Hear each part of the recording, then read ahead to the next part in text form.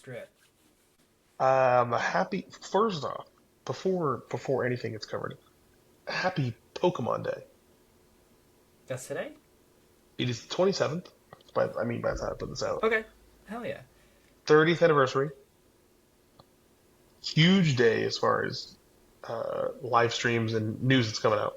Mm-hmm. Fire Red, Leaf Green, both coming out on the Switch. Mm-hmm. Mm-hmm.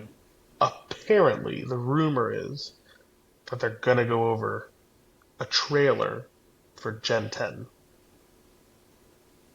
The like next Pokemon game. Yeah, which would be a mainstream game. That's the rumor, and that apparently it's going to be wind and surf, or like those are like the names being floated around. But apparently it's going to be like based off of Greece, like the islands. Ooh. Think like Assassin's Creed Black Flag. Mm-hmm. So island hopping from place to place. That's what I've seen. Of course, they're going to be as tight-lipped as anybody until it actually comes out. Right. But we should know about 24 hours now. We should know more. Well, I'm hoping so, though. that's yeah. Hopefully so. I actually just pre-ordered their new. They've got a like a Animal Crossing slash Minecraft game, Pokopia, coming out. Pocopia, yeah. That's pre-ordered, so Okay. I will be on that on the fifth. When is that next month or next week? That's on the next week. It's on the Okay. fifth. Yeah. Because that's Switch 2 only. Mm-hmm. So you'll have to let me know how that goes. We'll do. Yeah, next Thursday. I did see that though. That was if it was Switch 1, I would have considered it. Uh, I've been dabbling in 2K since it hit. They did like the annual 2K sale over Mm-hmm. All Star Weekend. It was like $12. I was like, done, Heck yeah.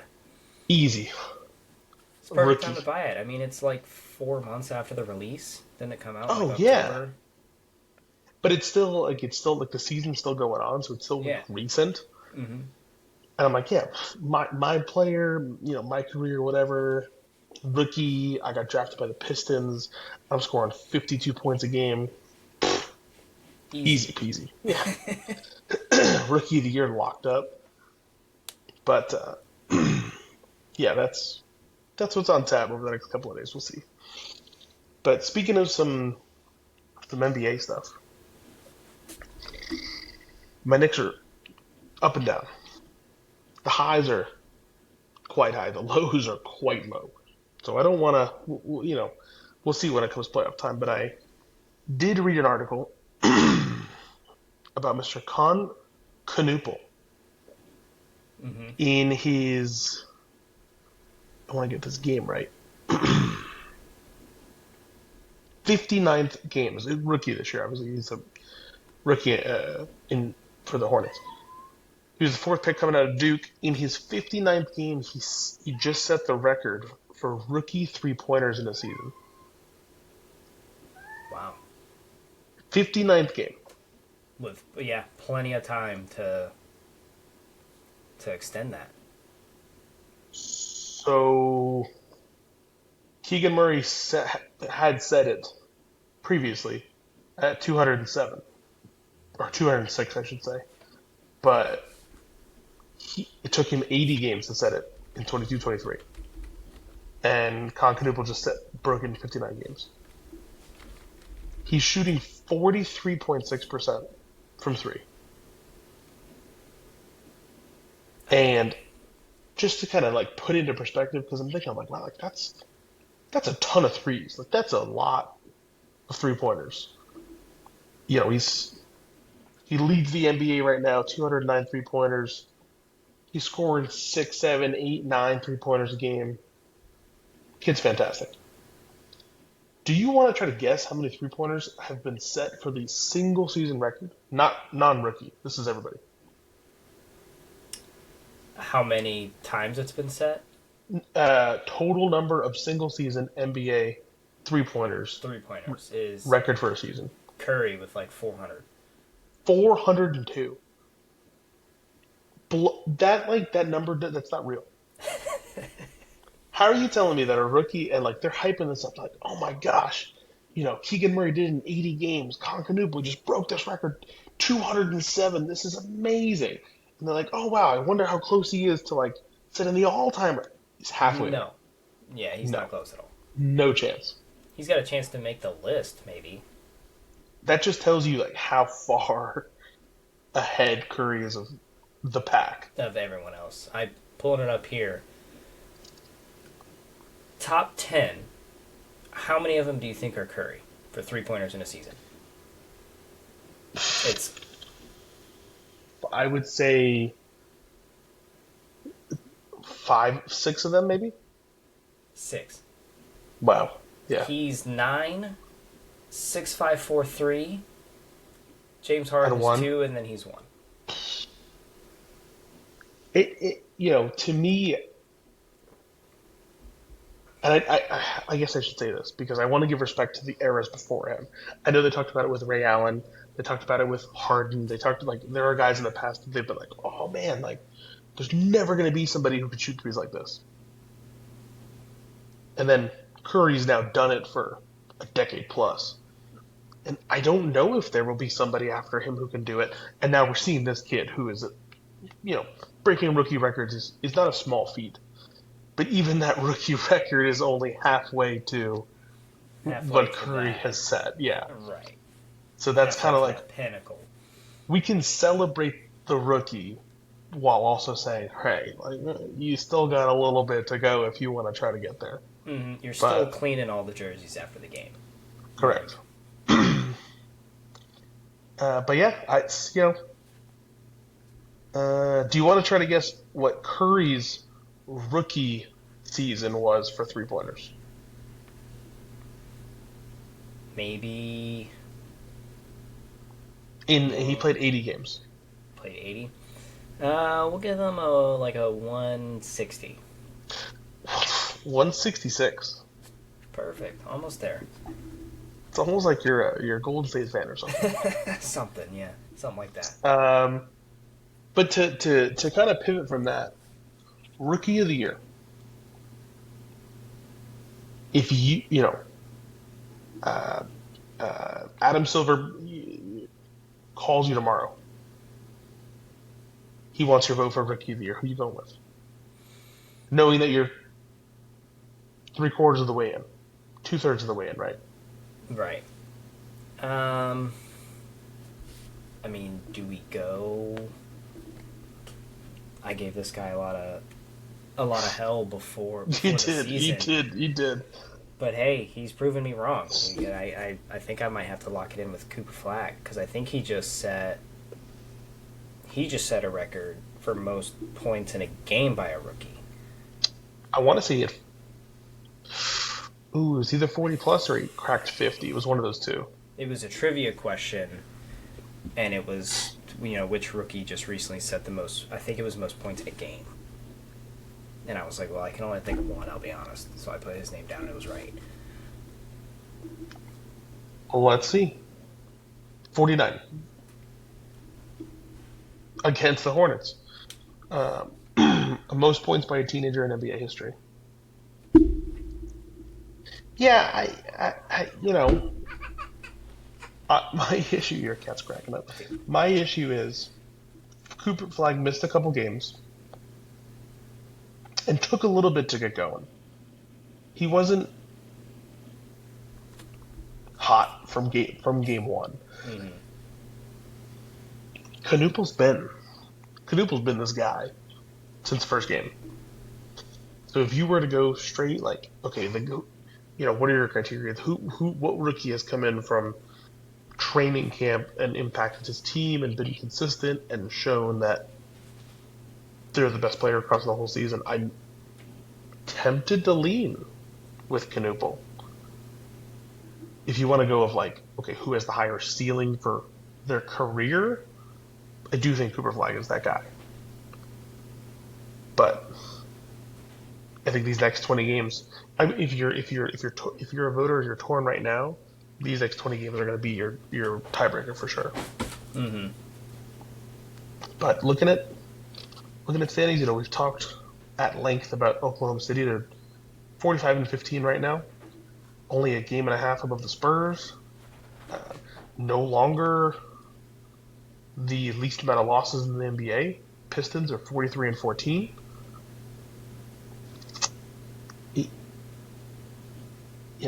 I still don't know what that looks like for playoff time.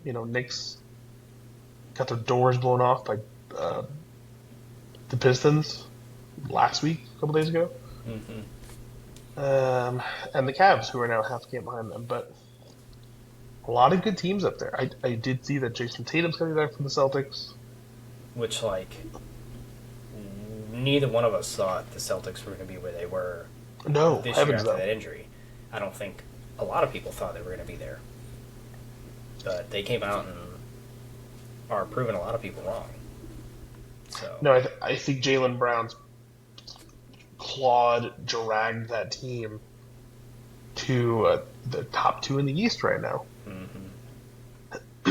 But let's see if we were going to go, let's say season ended today, and we're going into playoff matches. I got the standings pulled up right here.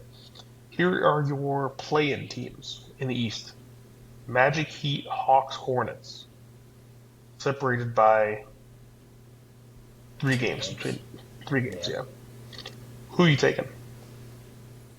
Or I should say two teams because two teams advance from there. What two teams would you pick to advance? Well, let's put Knuckle in there and say the Okay. Hornets want to play in, and they're in. Okay.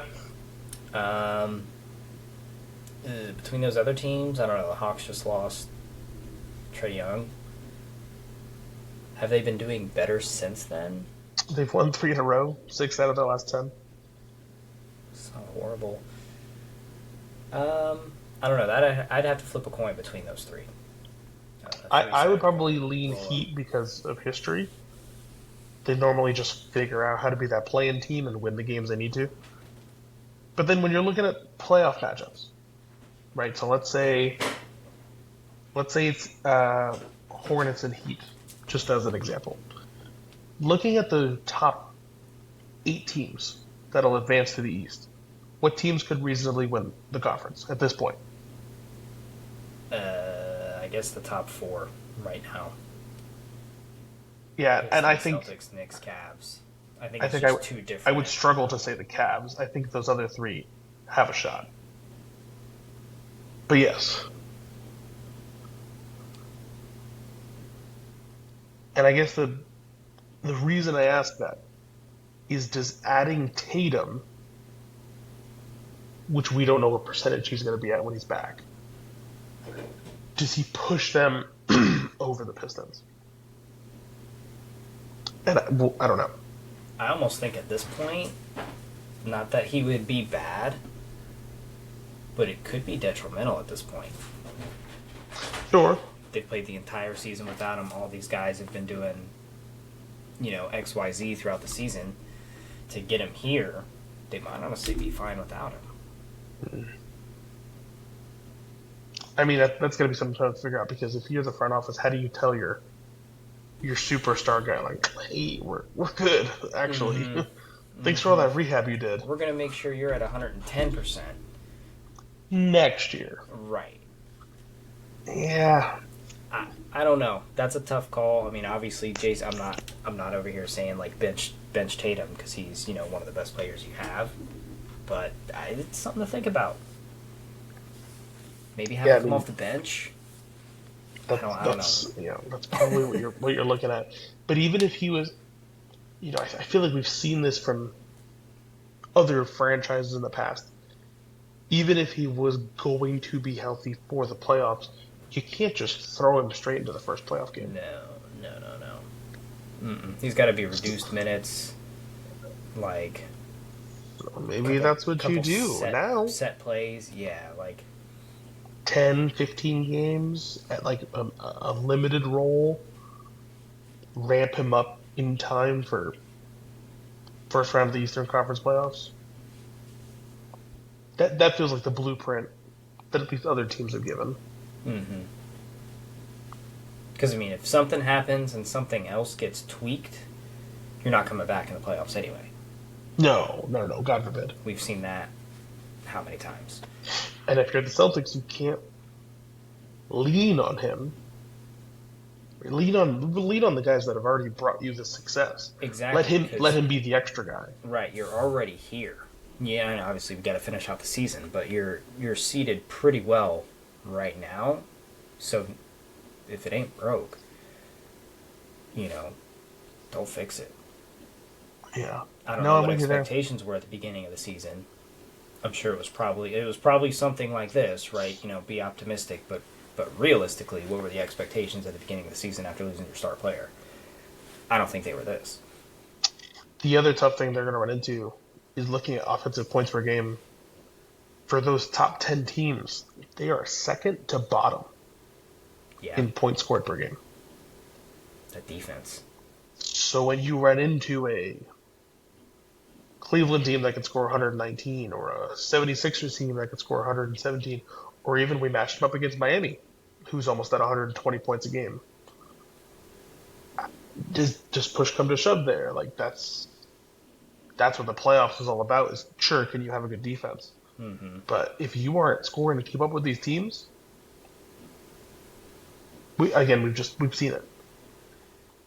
Uh, Western Conference is we kind of talked about it a couple weeks ago, but it gets a little dicey over here. So your bottom four playoff teams right now to get in the play-in: Clippers, Trailblazers, Warriors, Suns, separated by 5 games.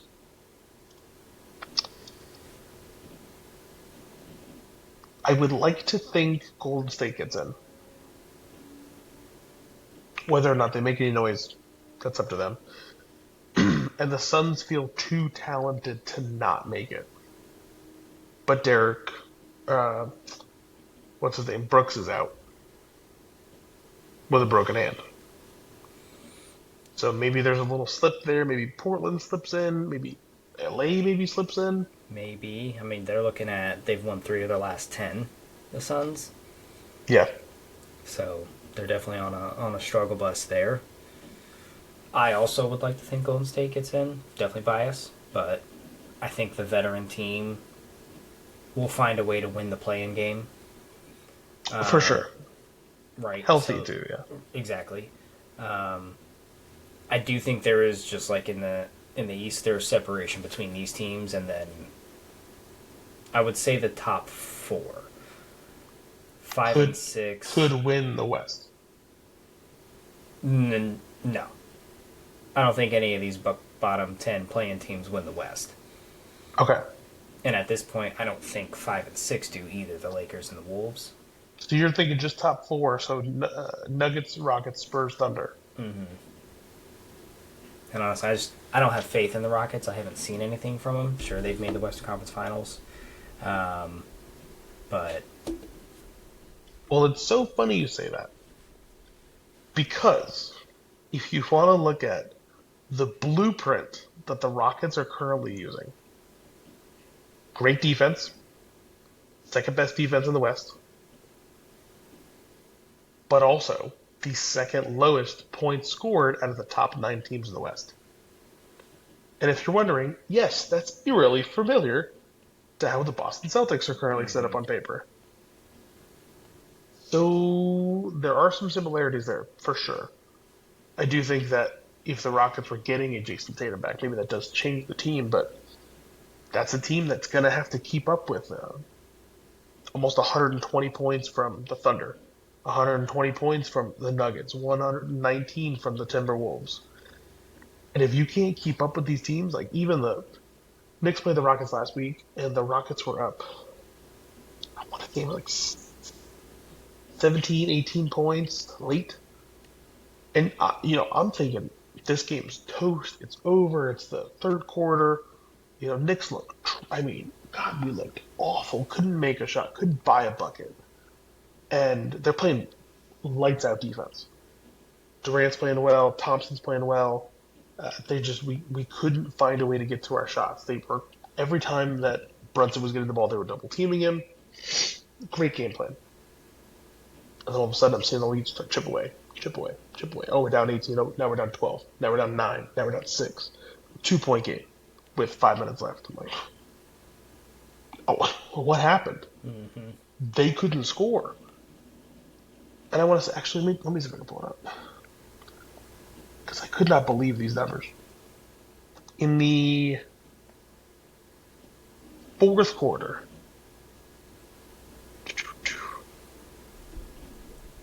game finished 108-106. In the fourth quarter, Houston scored 15 points. Yeah, that's not going to cut it. No. But then when you give up 33 points in a quarter like that, especially away from home, it was an 18-point fourth quarter comeback. There you go. That to me says you can't keep up with these other great teams in the West. Like you're what seed are they right now? We said The three. you're a 3 seed. So who are they going to get matched up with? Who's the 6? LA. To be the Lakers right now. I would take the Lakers in that series right now. Yep. I would trust the expertise of a LeBron plus a Luca To break to down that overcome defense. 100%. Easy. Knowing that the Rockets maybe are going to go through stretches where they can't score or they're having difficulty scoring those buckets. But yeah, that's I mean, thinking about it, Golden State would find ways. LA would find they ways. did. Was The that last Wolves year? would 2 years find ago? ways. Yep. The Nuggets would find ways. The Spurs and the Thunder would find ways. So regardless of who, even if they come out that round one, that next team is going to see all of that round one and the whole season and be like, oh, okay, we just do a little bit of this here, a little bit of that there. They'll bite. This guy's open. This guy's open. Joker takes over a game. Like,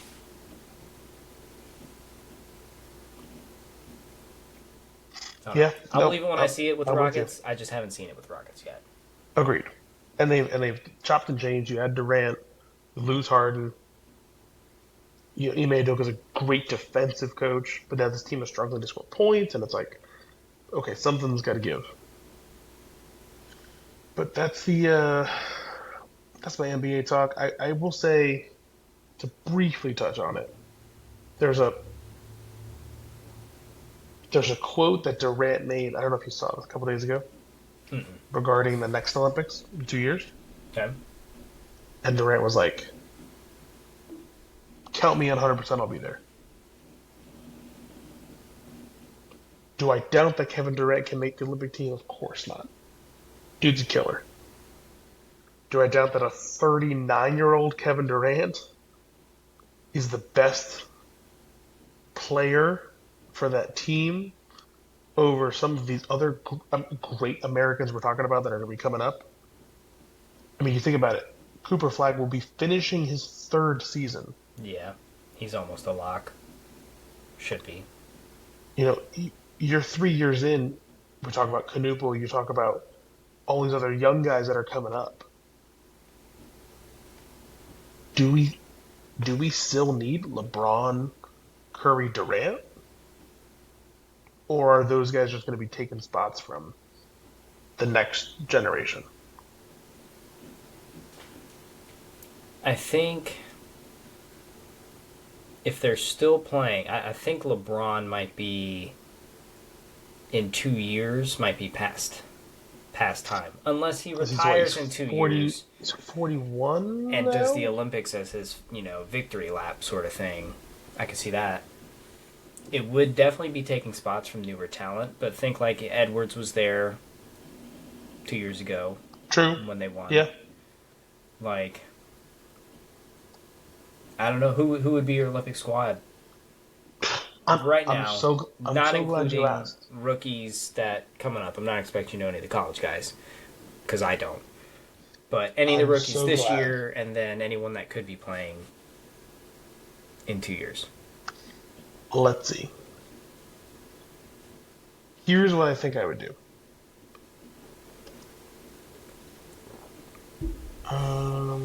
Is SGA? He's Canadian. He's Canadian. Okay. Yeah. I went straight to the All-Star game rosters. All right. Of course, this doesn't have ages on it, but this just has players' names. So let's say what you're going to need 2 of each. position. You want to take? Yep. Just So we'll take 10. 10 guys. Yep. So Tyrese Maxey, guard. Okay. Yes or no? I'm asking Um, because I've got 16 guys here to list. 16 guards. Guys, sorry. Okay, I'll list go the over the guards. guards. List the guards. Tyrese Maxey, Devin Booker, Cade Cunningham, Anthony Edwards, Jalen Brown, Jalen Brunson, De'Aaron Fox, Donovan Mitchell, Steph Curry. Pick two. Or I guess you'd go four guards, right? So pick four. Damn, that's hard. Yeah, isn't it? Because I'm thinking 2 years. I'm thinking 2 years from now. I think Let's Anthony let's Edwards is a make a lock. team. Let's make a team without Curry. We'll say maybe he did his one and done. But I think obviously if he opts in, that's gonna be one of my picks. You can't not. Curry, you're saying? Okay. Curry, Edwards, lock, I think Cade Cunningham off of this season is a lock. and then I want to take Brown or Brunson. Brown or Brunson. But then you're leaving Donovan Mitchell at home. You're leaving De'Aaron Fox at home. You're leaving Devin Booker at home, and Tyrese Maxey at home. Sorry, fellas. Oh, I get it. I get it. But okay, I'm good with that because I do think the most deserving of the two at the current moment, Cunningham Edwards, and then I think between Jalen Brown, Jalen Brunson, and if you think Steph Curry deserves it. Now, if Steph Curry can't, I think you take both Jalen's. Yes. Yes. You take Brown, Brunson, you take Edwards, you take Cunningham. That's a fantastic lineup already. Yeah. To your front court. Now, of course, it doesn't separate between center and yeah. So you've got Scotty Barnes. Again, these are just this year's All Stars. Scotty Barnes, Jalen Duren, Chet Holmgren, Jalen Johnson, not Giannis, Kevin Durant, LeBron, Kawhi, and Brandon Ingram.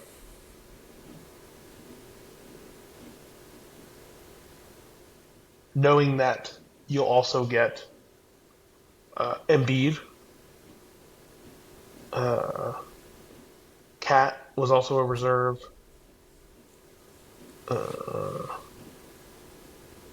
Was oh no, maybe not Cat. No, he played for the World. I'm sorry. Yeah, I think he's Canadian too. No, he's Dominican. Oh, okay. Way off. But you would get who did I say? Joel Embiid, assuming he's healthy.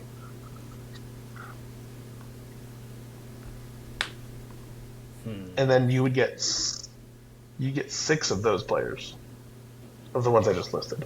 Yeah.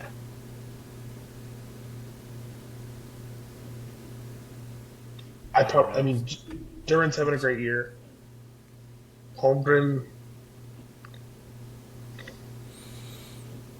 I'm not a huge Holmgren fan. Kawhi, for sure. Yeah. I think Kawhi, maybe Embiid too. Maybe you do have room for Durant, LeBron. Now that I'm looking at it, 6 guard. I mean, yeah, 6 out of, and we're only picking first, second team. There'll also be some subs. So I don't know what size the Olympic roster is. well, here's your roster from 2024.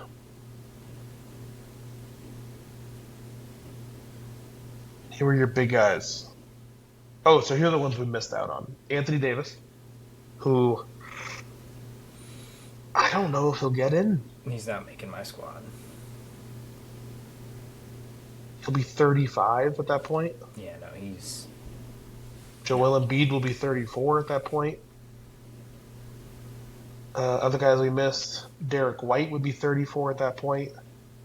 Tyrese Halliburton will be 28. I think he's a great choice. Okay. Bam Adebayo will be 31. Oof, I don't know. I say I don't think we need those guys, but then France is gonna have Wemby.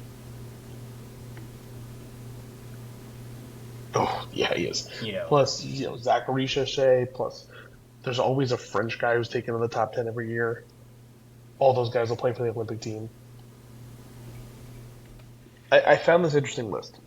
This is players who were deemed who were candidates to make the Olympic team in 2024, but obviously didn't make the roster. So then this is the other. I would say this is like that next batch of 20 players or so who you could probably pull from, not including young guys. Jared Allen, Paulo Banchero, Desmond Bain, Scotty Barnes, Mikal Bridges, Jalen Brown, Brunson, Jimmy Butler, Alex Caruso, De'Aaron Fox, Paul George, Aaron Gordon, Harden, Josh Hart, Tyler Harrow, Chet Holmgren, Brandon Ingram, Kyrie, Jaren Jackson Jr., Damian Lillard, Donovan Mitchell, Austin Reeves, Trae Young, Kawhi Leonard. Maybe out of that list, you pick another 2 or 3 guys out who are still young enough. But yeah, you're only you're looking 2 years away.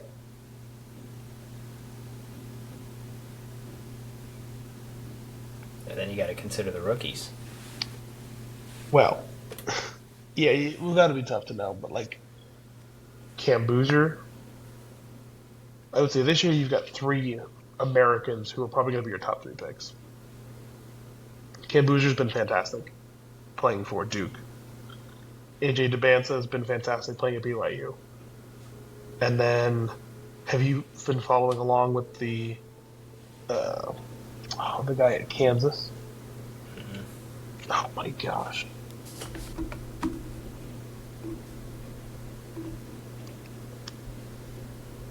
Why am I blanking on his name? Darren Peterson. There you go. Who is, I mean, the 3 of them are all, the odds are changing every week for who's going to be the #1 pick. So Darren Peterson. Let me actually pull his full stats up for you.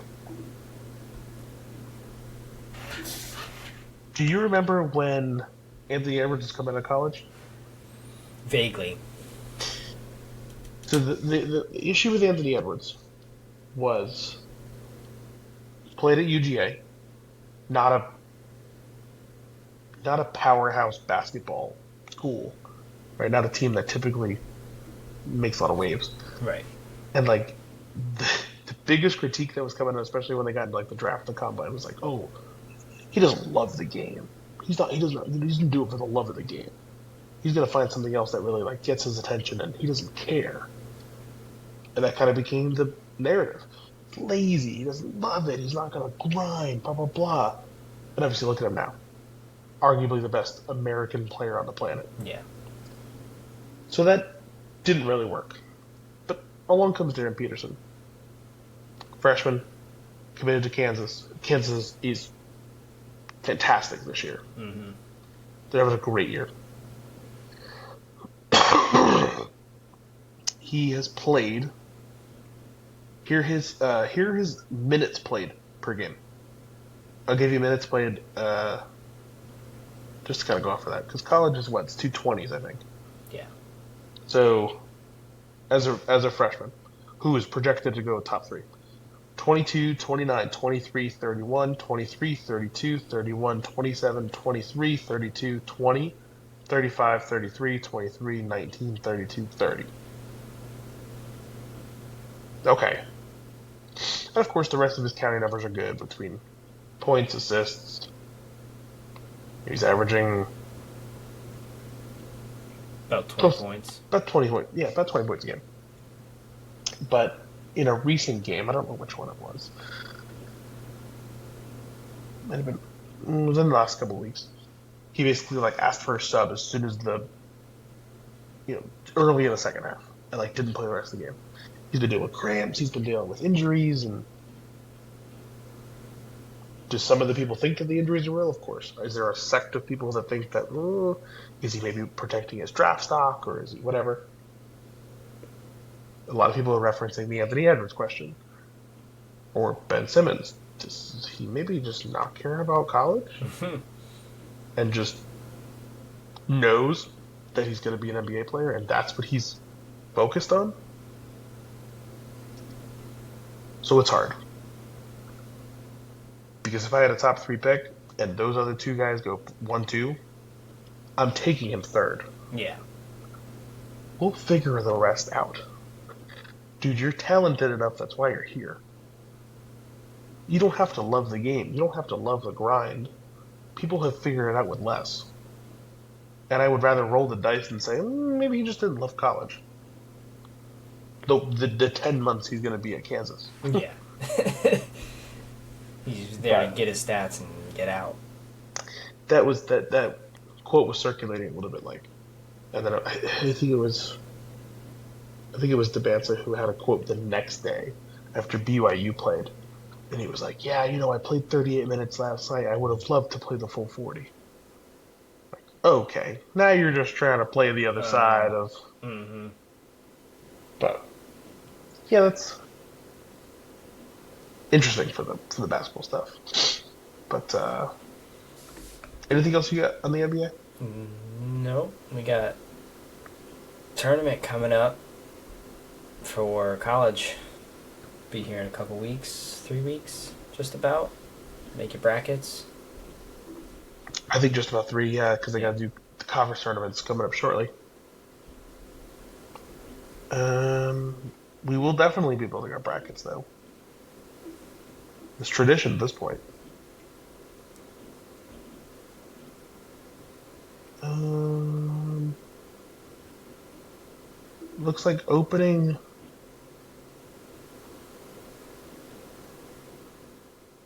first four games are going to be March 18th. There you go. So first official round starts on March 19th, Thursday. So I've got some NFL stuff for you. We are season's over, Super Bowl's over. Seahawks are already getting sold. Like they're quickly moving on as fast as they can. But we are in draft season, and the combine is going on. And one of my favorite things about the combine. Are you like a combine watcher? I'll peek in for some of the 40 times, but that's usually it. And again, I'm not an award-winning NFL GM. I think the combine means nothing. Yeah. Legitimately, Yeah. I think it cracks me up how much they hype up dr- drills. Essentially, you showing up as a player, doing a drill you've done 1,000 times, and they're like, "Wow, you're so good at running the three-cone drill." Like, okay, you have hours, you have years of tape on this guy, and Mm-hmm. the 10 seconds they're going to run the 40-yard dash means the most to you. But the thing that does always get me is how NFL teams, for whatever reason, they handle it so differently than other sports. The interviews, combine and draft interviews, always crack me up. Do you remember playing? Oh, was it Madden? It was like 14, 15, 16. One of those years. Do you remember those years where you had to go through the pre-draft questions when you did my player, Mm-hmm. I and do. it was like, hey, you would roll the dice. It was like your mother was an Olympic sprinter and your dad was a chemist. So here are the stats you get for answering your pre-draft questions. Really leaned into it, but it always got me because I'm thinking about it now as a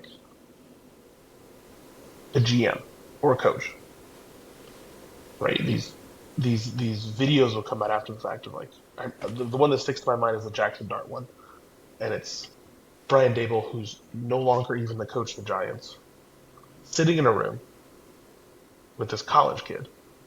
Hey, I want you to run this play and X, Y, Z, and I want you to recite it back to me. And what would you do to try to fix that look? And he has a whiteboard and a marker, and he's got to go up and he's got to say, oh well, this is the guy, and I would make this pass, and here's the route I would look to run. Oh, that's fine and dandy. It is because it proves that they can handle those things in a classroom setting. I guess my question is, and you played, I didn't. How realistic is that even to the game? That specific, or I guess what I'm. Yeah, I mean, I guess that's specific because if I'm looking to try to, if I have 5 minutes, 5 to 10 minutes with this guy in a room, and those are the questions I'm looking to ask, which for some reason all these coaches do, is that would that really translate? I think you can only get so far with the whiteboard and the X's and O's.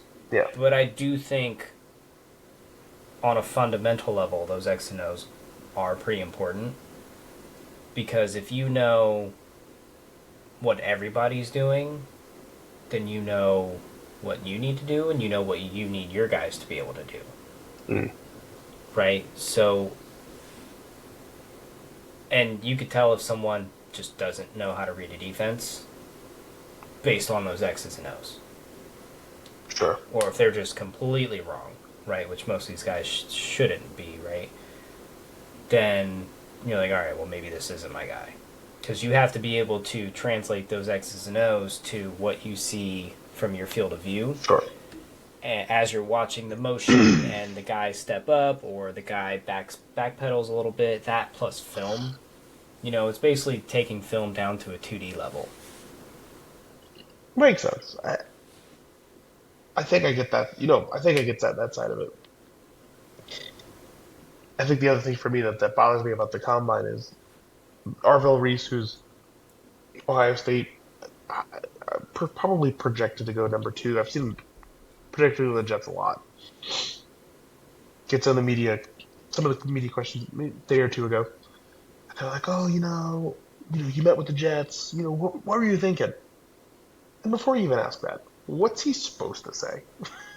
Oh, I'm really looking forward to playing for that program. Because Can you that's imagine if definitely he not got up it. there? That's Can definitely you not imagine if it. he got up there and he was like, Jets like stink. No chance I want to go there. No, dude, you'd be a national headline. You'd have teams that would be like, I'm passing on this guy. I don't want him. So what's the kid go up there and say? Of course he says, "Oh, I'd be honored to play for that franchise. Had a great meeting with them. Really seems like they know what they're doing. Thanks so much." Again, he could have said that about any of the teams, but the Mm. Jets really. But my thing is, we know Mendoza's going one. It's a lock. What the Jets do at two, I don't think they're gonna know until draft night. But if you just want to take the best player, that's probably not a bad decision. No, not at all. Because we made a trade again today of trading one of a defensive lineman for a D tackle, and it's like maybe you're lining up a spot for a rookie to slide in, and I wouldn't be mad about that. And I'm watching it now, and it's like, oh, like you looked really good on the 40, you looked really good on some of the drills, and it's like we still got what 2 months, month and a half to go, mid-April, but a lot of time, lost so much time. I don't know. We need Michael in here because I don't even know all the prospects' names. I just know the guys that the Jets are supposed to be taking. We'll get there. We'll get him on here. Give us the rundown for sleepers and sneaky picks that we didn't know about. I have one more NFL piece for you, if you're open for it. Yeah. The NFLPA does this every year. We didn't do it last year, but I really wish it did. They released their 2026 report cards. You read through these at all? Mm-mm. 1,700 players responded. Here are the categories that each team was graded on: treatment of families, home game field, food dining area, nutritionist slash dietitian, locker room, training staff, weight room, strength coaches, position coaches, offensive coordinator, defense coordinator, special teams coordinator, team travel head coach, general manager, team ownership, and then you get an overall ranking. This is Now, that anonymous corporate survey. correct. Okay. All right. And again, you consider you've got about 1,800 responses across the league. So this is a pretty good barometer. Are the players responding only to their team? You would have Yeah, to because you don't have an opinion on correct. other teams' So you can only do facilities, your. right? which is I think that's a good thing because you can't be poo-pooing on another franchise. Right, and you don't So know what their nutritionist is exactly. like, right? So, So you're just giving it. It's totally anonymous. It's protected by the Players Association, so you're not going to get hounded for your responses. hmm. But it always cracks me up. I'll go over them here. They just published this past seasons today. For some of the teams that do well in like one niche area, like, oh my god, this team is the best dietitian, but god, everything else sucks. Versus some of the others that are just good across the board. So the ESPN put them into like overall rank. Do you want to guess? Let's say the bottom two. Let's say the bottom three franchises. Bottom three. So number 32, number 31, number 30, in any particular order. Are your Jets down there? Okay, you don't have to just jump to conclusions here. They're down there, aren't they? They're not. They're not. Okay, all right. They're not in those bottom three I was spots. gonna say, thank goodness. That's Again, tough. there's a lot of categories. Yeah. All right. Was it a playoff team? Can I have that? For the, Bottom three. I can tell you number 29 was the Tampa Bay Buccaneers, That's rough. which is kind of crazy. Um, Number 32 was a playoff team. Okay. Um, Number 30 was not a playoff team. And number 30, what is it? Number 31 was not a playoff team. So one of the three was a playoff team, yes. Okay. We're gonna go, and for no particular reason at all, just because I don't know all these categories, but Cardinals, Saints. I need a playoff team. The Bears. Cardinals is on the list. Cardinals are number 31. Okay. Cardinals had the dead last position for locker room. They had an F minus on their report card. They had a D plus for the weight room, D plus for treatment of families, and then an F for team ownership, which cracks me up. Cleveland Browns are number 30. Okay. D minus for treatment of families, D plus for food area, F for locker room, and a D minus for team travel. And then your playoff team that was in the bottom three is the Pittsburgh Steelers, Okay. which even though they had an A for the head coach and an A minus for special teams, they got an F for treatment of families, F minus for home game field, F minus for locker room, and an F for team travel. Good lord. And it's like, dude, what are you doing wrong? Now, let's flip it. Let's go top three. I'll give you your honorable mention was the Seattle Seahawks at number 4. The Seattle Seahawks, out of all their categories, had a B plus for locker room, B plus for treatment of families, and an F for home game field. Everything else was at least an A minus. F. So what do you got? What do you got for your top Don't three? they have the 12th man? Yeah, but it's turf. Ah. Okay. So I don't know if it's like the atmosphere or if it's the like legitimate like the field itself. Um. Okay. Patriots. The Patriots are not in the top 3. I would say number 1 and number 3 are not playoff teams. I say something blasphemous. Cowboys. Cowboys are not in the top 3. Okay. I figure they got all that money. Well, it's fair.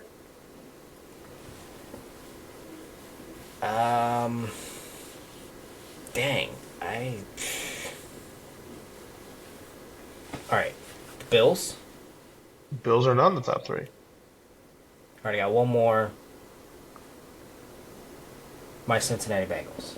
Is not. No. All right. Number 3 is your Washington Commanders. Okay. Number 2 is the Minnesota Vikings. They got dome. And number 1, with the lowest score being a flat B, just for head coach, the Miami Dolphins. A B? Yeah, who they then fired, right? That man got a B? Wow. Hey, maybe the players liked him. Maybe, yeah. But I read through that, and let me go to let me go pull up the Jets real quick. Because here's the things that I have. We were ranked 18th, which is again middle of the road. You get home game field, you get an F minus. A's for nutritionist, A minus for locker room, head coach an A, general manager A minus, team ownership a B. Who's turning in these scores? So it's fine. I think two things. Two things have come of this. Part one is I'm glad that the players have an opportunity to critique the franchise that they're on anonymously and not get punished for it. Because without this survey, we don't hear half of this. Yeah. We'd have no idea what your food and dining area was like for your team or your treatment of families. But the second thing is, if you're going to do it, everybody has to do it. Like make it a super widespread. It's widely accepted that everybody turns one in. That way, we know these scores are not skewed one way or the other. Mm-hmm. I think that's where I'm at. But I mean, 1,800? It's a 53-man roster. do the math. So do 53 times 32. 1,696. So this must be Maybe staff. they had like staff and coaches and the Well, I can tell trainers you. and I can tell you real quick. Well, it's Players Association though.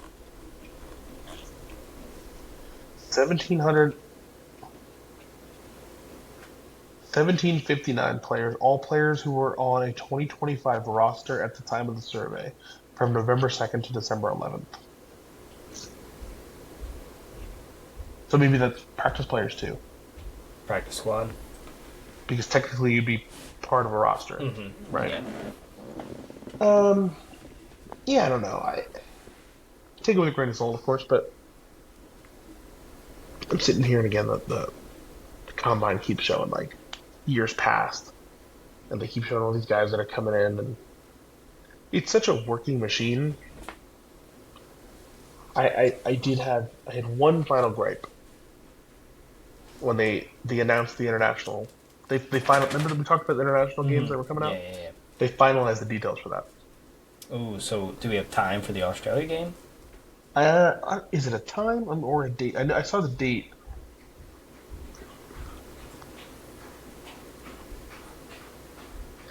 We said it's officially going to be it's the Rams versus the 49ers. To West Coast, alright. Yeah, two West Coast teams. I figured, right? It's going to be first game of the season. Hold on. I saw there was information on it. They released the schedules already? Yes, but it's not official with times and days yet. Okay. Because then So the international stuff came out first. Then the teams do their like promo video thing. Yes, that normally Okay. comes out. It's around draft time. Okay. So you probably got like a month or so, because then they'll put stuff onto Ticketmaster and stuff like that. Okay, so here you go. Oh no, it's still not.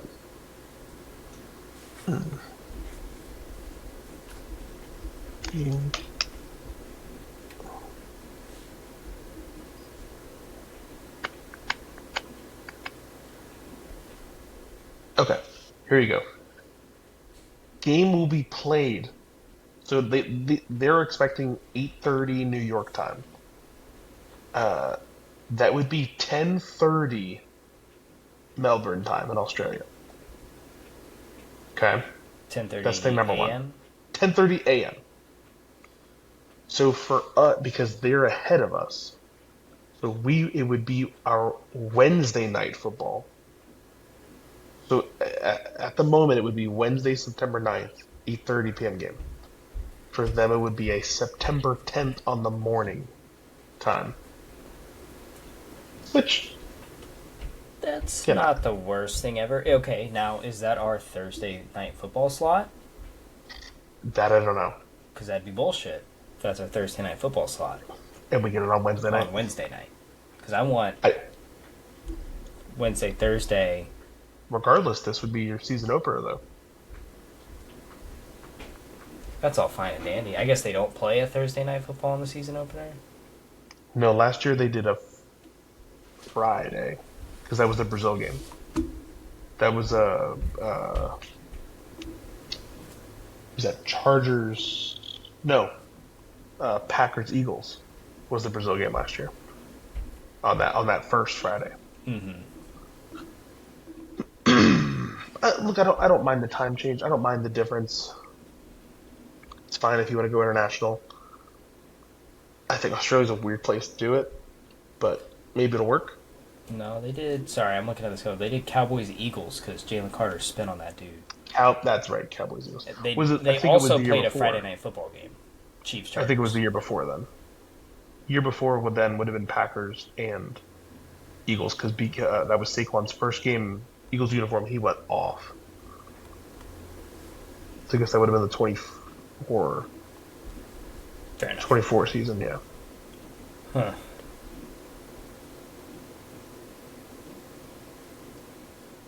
I try not to watch season openers anymore. You know, Jets, Rodgers drama, but other teams don't have that issue for whatever reason. But yeah, that's kind of where I'm at right now. It's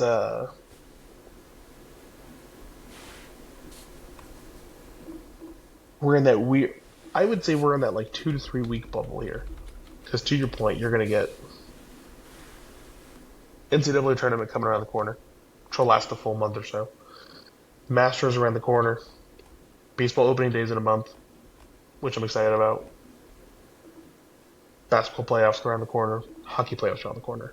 World Cup is something like 94 days away or something. And Pokemon Day is tomorrow. So it's full calendar. Full calendar, yeah.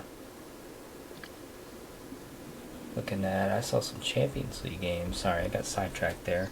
So I was thinking about everything coming up. There were some great games. Now, have you? And I will totally sidetrack here. Have you seen the last? I think it's 2 seasons that they've been doing this. They changed the format of the group stage. Are you familiar with that? Mm-mm. Okay. So not this year, but the previous year, they moved away from the traditional 4 teams in a group, play everybody home and away. Then the group winner and runner-up move on, and that becomes your round of 16. So now they have this thing called it's called the Swiss model. What, I don't even know why it's named that, but everybody's in a big group stage. So there are 32 teams in your group. Everybody plays. You get 8 games total. You don't play the same team twice. So basically, you get how it's. They still have pot 1, 2, 3, and 4. So you get 2 pot 1 teams, 2 pot 2 teams, 2 pot 3 teams, 2 pot 4 teams. So it's still a balanced schedule, and you get home and away from each pot. And since everybody's on the same group stage, you're all in one big table after your 8 games. Mm-hmm. The bottom 10 teams or 12 teams eliminated right away. Done. The top 8 teams automatically go to the round of 16. Then teams 9 through Oh boy, 9 through 24 all advance to a playoff round where they get matched up. So 9 plays 24, Mm-hmm. 10 plays 23 in a two-leg home and home Aggregate. against that. Yeah, Yeah. and then the winner of that aggregate will advance into the round of 16 as the representative. It adds for more drama for sure. Um, but the issue is like if you don't perform for a couple games in the group stage, you're already looking at a playoff. Even if you try to catch up at the end. Mm-hmm.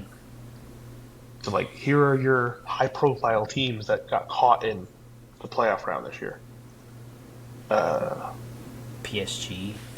Benfica, Monaco, PSG, Dortmund, Atletico Juventus. Madrid, Juventus, Inter Milan, Real Madrid.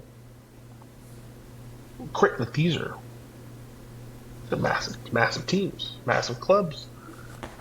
Dortmund lost. Now, of those, a lot of those did advance, right? I mean, uh, yeah, and Inter did get knocked out, Juventus got knocked out, but Real Madrid advanced, PSG advanced, Bayer Atletico. Leverkusen, Atletico, Newcastle, and Atalanta all advanced. So now those 8 winners will go up with seeds 1 through 8 from the group stage, and they'll get reseeded or regrouped one more time to find out who their round of 16 games will be against. Drama for sure. Do you get the best team at the end? Maybe not, because a team who's maybe stumbled for a couple games could find themselves in a really bad situation. But they're not going back, so they're going to stick with this for the foreseeable future. I kind of like this. It's interesting.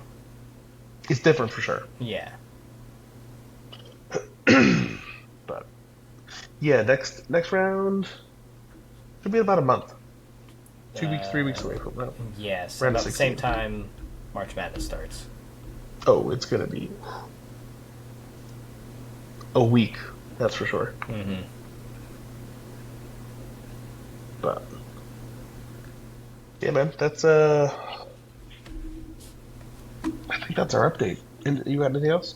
No. No. Trivia question of the week? It was Cooper Flagg. We missed this week. Had other plans, so didn't get any sports questions. Let me pull up that buddy of mine that I was talking about. I went to go doom scrolling on it the other day, and I was like, no, let me save this for pod. Just I don't want to know all the answers. As you should. Um,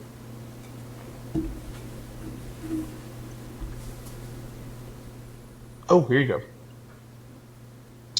First Memphis Grizzlies player to win Defensive Player of the Year. Mike Conley, Marc Gasol, Zach Randolph, Tony Allen. Guess would be Zach Randolph.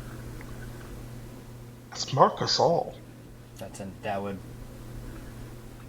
If I read the question on a test and was doing the thing where as soon as I saw what I thought was the right answer, you circle it, I would have went Gasol. But after reading all the answers, I'm like, okay, maybe it's Rudolph. Okay. I'll hit you with a comeback question here. Who won NFL Offensive Player of the Year in 2019? Mark Ingram, Alvin Kamara, Drew Brees, Michael Thomas.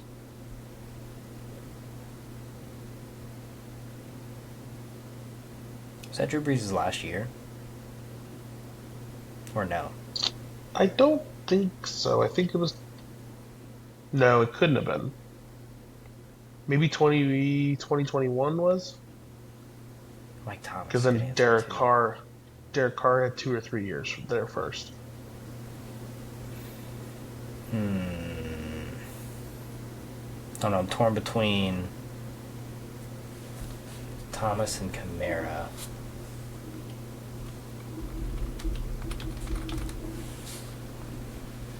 First at NFC Tuffy. South States that year. Yeah, those are a good team.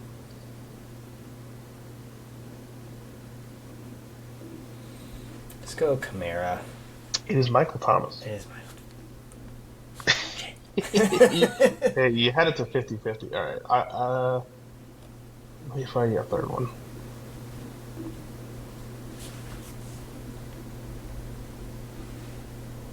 I'll find you a third question. Oh, here you go. Which team famously completed an entire 16-game regular season in 2014 without a single touchdown catch by a wide receiver? That's a Yo. crazy stat. Here are your options: Chicago Bears, Cleveland Browns, Chiefs, and the Jets. Hmm.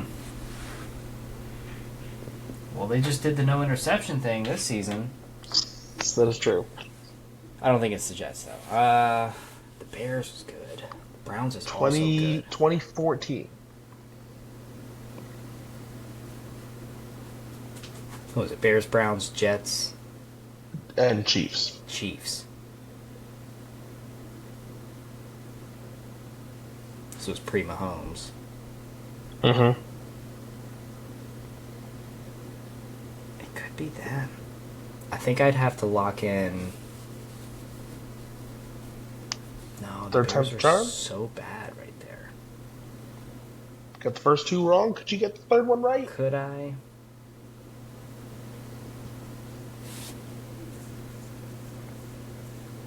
Probably not. Because to me, this is. I can't even narrow it down 50-50. It's not the Jets. I'll tell you that. Let's go Chiefs. It is the It Kansas City is. Chiefs. Hell yeah. That's That was crazy. that was. Yeah, here are the stats from that season. They went 9-7. Alex Smith with 18 touchdown passes. 9 of them to their tight ends, and 9 of them to running backs. Wow. No wide receiver scored a touchdown that season. You'd hate to have them on your fantasy. God, can you imagine? No, I couldn't. No, no. I would have given up. I would have dropped those guys so fast. After third game, fourth game, been like, yeah. Apparently, this is gonna be a thing this season. You're a wizard. You called it right away. So, yeah, man. That's our week. That's our week rundown. Shout out to Olympics, hockey teams. Both hockey teams My winning God, both 2-1 in with the overtime same over score. Canada. Yeah, OT. Yeah, doesn't get any better. Shout out to hockey becoming a national sport in like the span of a week. I know everybody loves hockey, and everybody's gonna forget about hockey another week. But Till Stanley Cup playoffs here in yeah, a for few sure, for months. sure. But Olympics were good. LA's next. We host the next Summer Olympics. So expectations are on. We host the World Cup next. Which, as a final note, which I feel like I've said 3 times, I was final note. I did see that parking prices got jacked up again for the World Cup, Can only and imagine. FIFA is now selling parking passes for $200.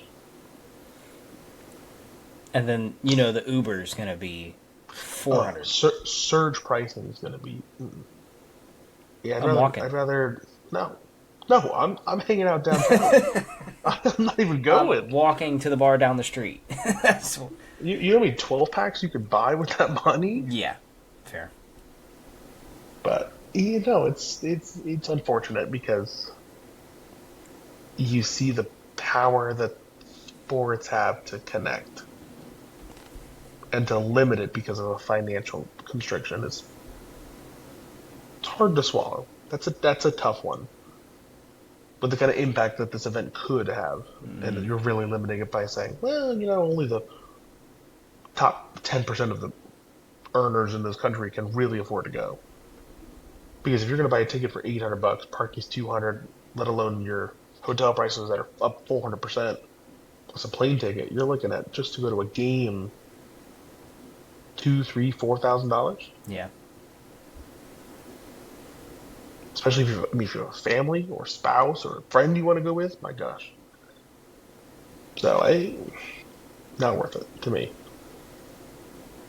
But I will be gladly enjoying from either home or the comfort of a friend's house to have it on the screen. But I'm good. Should be fun though. It'd be a good time. Looking forward to it, for sure. As always, check us out: YouTube, Spotify, Instagram, Apple. For the record, if you haven't already, take 5 minutes, watch some college basketball, see if you can beat Terrell and I's picks when we do them next month. Yes. We will not get upstaged this year by a class of second grade students. I promise you that. I'm not making that promise. I am. If Because these I will guys make are sure. waiting for March Madness tournament day, they've been watching infinitely more college basketball than I have. Oh, these kids are locked in. I promise you, they're not picking St. John's. Hey, they'd be wrong. Hey, Just saying. saying. Until next week, see ya. Take it easy.